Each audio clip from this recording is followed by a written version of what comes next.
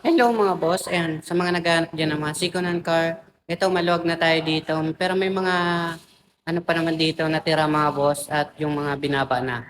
Okay, so tara, check natin.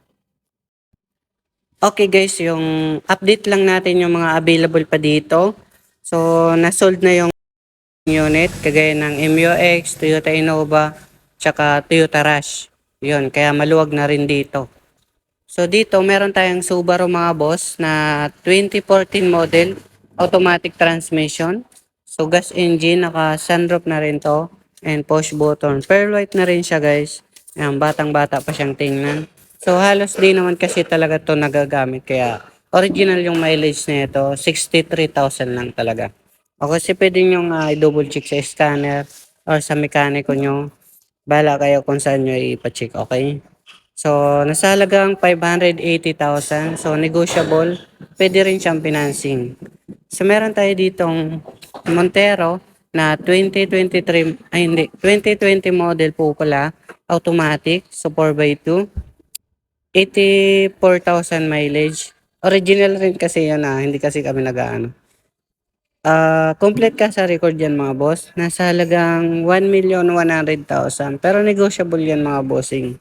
Okay, so na sariwa to kasi alagang PMS. Meron tayo ditong 2017 model na Hyundai Starex BGT. Dalawa yung sunroof, top of the line ng Starex. 12 seaters, mga naka-captain seat. Adjustable yung upuan. Nasa halagang 820,000.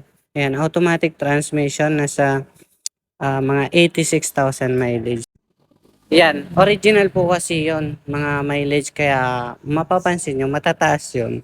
Is at least legit yung mga ano namin. Kasi ang pagkaalam ko is na ano yan, nai-edit. Ito meron tayo dito guys na 2020 model na Toyota Commuter na ayan, manual transmission. 15 seater siya mga bossing. Ito nasa 950,000.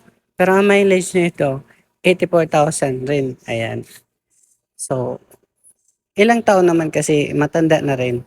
So dito, meron tayo ditong 2016 model na Super Grandia automatic. Ayan, mga naka-captain seat.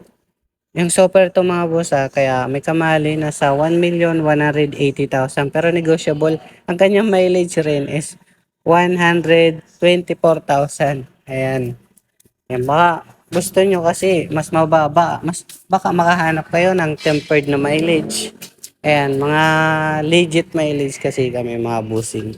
Ito meron kami ditong Toyota Vios na 2025 model automatic, 11,000 mileage. Ito talaga complete ka sa record dito. Talagang PMS, napakasariwa. Nasa halagang 680,000. XLE variant kaya lahat nakamags na rin yun. Meron tayo ditong Toyota Hilux Conquest 2023 model automatic. Push button, B variant kasi ito mga boss. Ayan. Halos mga backup camera, mga ayan, parang kagaya nito, backup camera sa harap. Ayan. So meron tayo dito ay nasa halaga to ng 1,400,000. Meron tayo dito guys na 2021 model na Honda BRV automatic. Ito nakakasa maintain.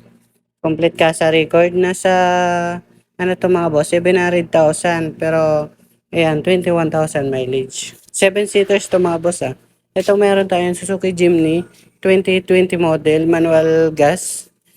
4x4 nagkakalaga to ng 950,000, 75,000 mileage. Original rin to, nakakomplete ka sa record. As in complete ka sa record kasi siya mga boss. And alagang PMS, ayan. Ang pinakahuling PMS na ito nasa 70,000. Ayan, parang bagong PMS pa. Meron tayo ditong Kia Grand Carnival mga boss na 2018 model automatic. 7-seater, 74,000 mileage rin to. Ayan, nakakasa-maintain rin to mga boss. Ang pinaka-importante lang naman kapag naalagaan sa PMS, so wala namang problema doon. Basta alagang PMS, sariwa yung makina. Ayan mga boss, nasa halaga to ng 800,000. Ayan. Luxury van rin po pala to. Ito meron tayo ditong pick-up na Strada 2017 model, manual diesel 4x2. Ito mga boss, 85,000 mileage rin. Ayan, baka mga sakto lang yan mga bossing kasi yan, 8 years na ang tanda. So, sakto lang yon 85,000 mileage, okay?